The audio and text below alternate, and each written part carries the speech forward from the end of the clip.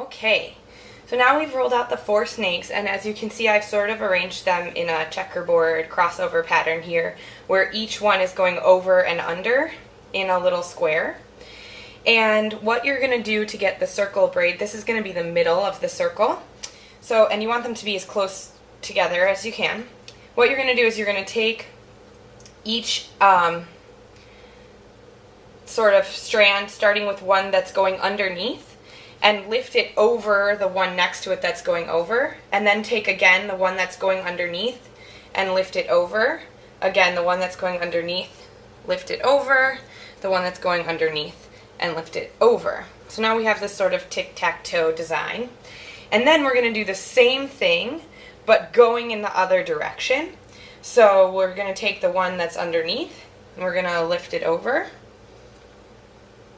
The one that's underneath gets lifted over, the one that's underneath gets lifted over, and the one that's underneath gets lifted over.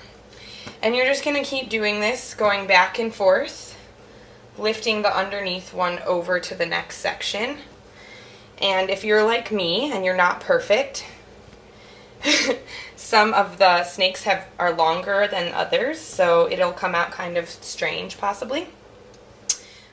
But you just keep doing this lifty thing and crossy thing and trying to keep them as close together as possible until you don't have any more snakes. And then you just kind of squeeze everything together. I like to do a little wrap to make sure that these don't come undone when they're baking.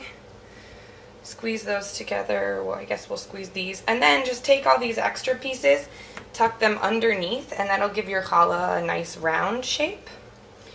And there you go. You have a nice round challah that's ready to rise. So now I'm going to transfer this to a piece of foil, let it rise for another 45 minutes or so, and then give it a quick egg wash with some egg and sugar and put it in the oven.